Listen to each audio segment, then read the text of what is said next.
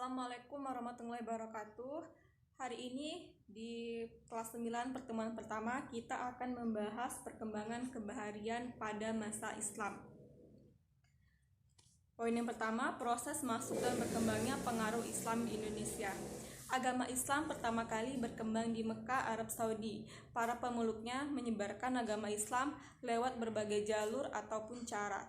Sekarang kita akan membahas tentang masuknya Islam di Nusantara atau sekarang disebut dengan Indonesia. Islam masuk ke Nusantara dalam fase yang sangat awal, yaitu di abad ke-7 yang dibawakan oleh seorang wali dari Arab yang bernama Sa'ad bin Abi Waqqas. Sa'ad bin Abi Waqqas menjalani ekspedisi pelayaran dari Arab menuju kota Barus, 414 km dari kota Medan, Sumatera Utara. Masuknya Islam bersamaan dengan agama-agama lain seperti Hindu. Jadi, ada kekeliruan dalam sejarah yang dibuat-buat dalam buku-buku pelajaran yang mengatakan agama pertama di Nusantara yaitu Hindu. Kemudian Islam datang. Tidak ya, itu tidak benar. Karena itu masuknya bersamaan. Jadi, baik Hindu ataupun Islam secara bersamaan masuknya. Ada dalam dakwah dan di situ disebarkan, dan yang datang itu bukan cuma pedagang dari Arab. Jadi ada juga pedagang yang dari Yaman, Hadramaut, dan lain sebagainya yang mereka dibekali ilmu. Ada misi dakwah yang dipetakan daerah yang mana saja yang akan didatangi, kemudian kembali dicatat. Mereka berdagang sambil menyebarkan nilai-nilai keislaman. Sampai puncaknya berdirilah kesultanan-kesultanan kerajaan-kerajaan Islam di Nusantara dari Sabang sampai Merauke. Bahkan di timur Indonesia ada kerajaan-kerajaan Islam yang terkenal. Dalam bahasa Arab, kerajaan disebut dengan Mulk. Dalam bahasa lokal disebut Maluku. Ya, Maluku itu berasal dari bahasa Arab. Di sana ada kerajaan-kerajaan Islam yaitu kerajaan Ternate dan Tidore. Ada kerajaan Bacan, Ambon, dan termasuk sampai ke Papua. Kemudian di masa abad ke-13 sampai ke-14, nah disinilah masa-masa nilai-nilai Islam mulai mengalami penguatan. Jangan keliru, jadi bukan masuknya Islam tetapi masyarakat mulai mempelajari Islam dengan benar.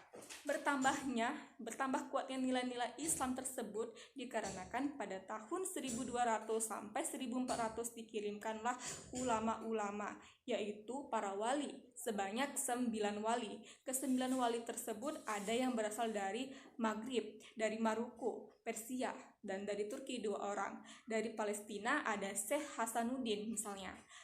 Ada dari Mesir yaitu Syekh Ahmad Jumadil Kubro. Beliau adalah ahli dakwah, ahli fikih yang punya 2 orang anak. Anak yang pertama dibawa ke Nusantara dan anak keduanya tinggal di Mesir. Ahmad Jumadil Kubro berdakwah dari Jawa sampai ke ujung Sumatera.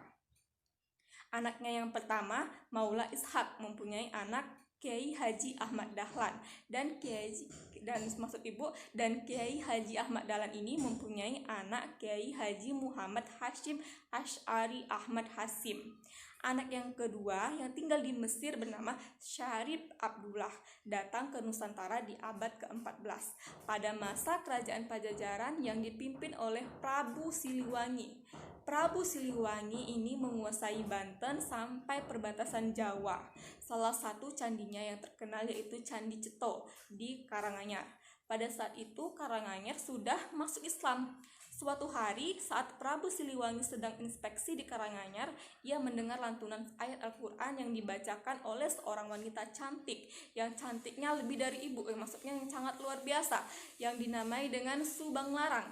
Nyai Subang Larang ternyata anak pembesar Islam yang sedang belajar di pesantren dari seorang guru besar yang baru pulang dari Mekah yang bernama Syekh Hasanuddin yang dikenal dengan Syekh Kuro.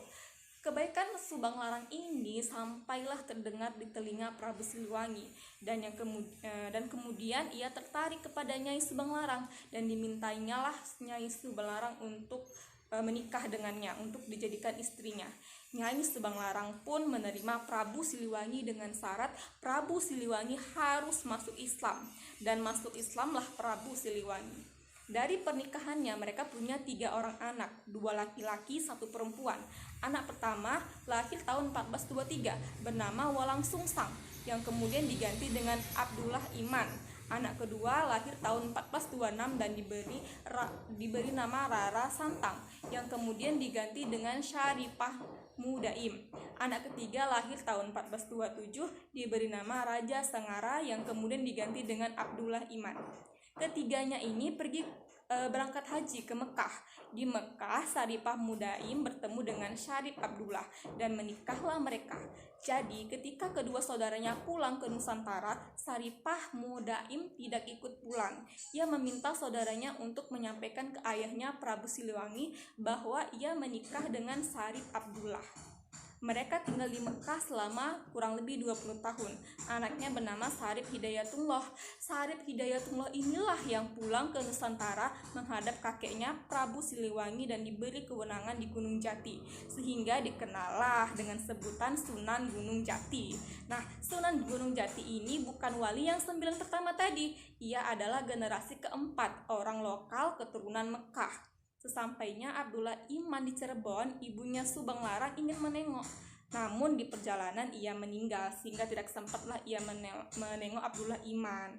Nah, untuk mengenang kisahnya ini, maka kota tersebut dinamai dengan kota Subang sampai saat ini. Islam pun tersebar luas hingga muncul ke generasi setelahnya, sampai tibalah Portugis datang melalui Selat Malaka tahun 1511. Dari mana Portugis ini datang? Ternyata dari hasil perjanjian yang dilakukan oleh tokoh Kristen yang paling besar saat itu, yang bergelar Paus, yang bernama Paus Alexander ke-6 tahun 1494. Ketika Islam dikalahkan di daerah Andalusia, kemudian dibuatlah perjanjian Tordesillas. Tordesillas membagi bumi menjadi dua bagian, yaitu bagian timur dan bagian barat. Maka Portugis ditugaskan membawa 3 misi, yaitu yang dikenal dengan 3G, Gold, Gospel, dan Glory, ke bagian timur. Kemudian masuk melalui Maluku. Masuk melalui Maluku tahun 1511, sedangkan Spanyol ke daerah barat. Di Maluku, Portugis menjalani misi 3G tersebut seperti menyebarkan agama, membangun gereja, dan lain-lain. Di Maluku, Portugis kalah. Disinilah ia ingin menguatkan bentengnya disebabkan Spanyol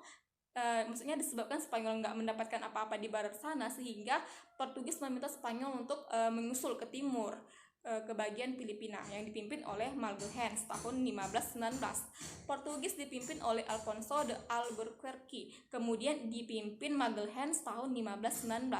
Pada tahun 1519, karena takut ada persaingan sehingga dibuatlah benteng di daerah Sunda Kelapa. Pasukan Magalhães menyerang penduduk Sunda Kelapa sehingga Sunan Gunung Jati yang mempunyai kewenangan di daerah tersebut mengutus pasukan yang dipimpin anaknya sendiri, anak dan mantunya sendiri untuk mengusir Portugis dan membebaskan Sunda Kelapa tanggal 22 Juni 1527. Sekarang tanggal 22 Juni 1527 ditetapkan sebagai hari ulang tahun Jakarta. Nah, demikianlah sejarah masuknya Islam di Nusantara.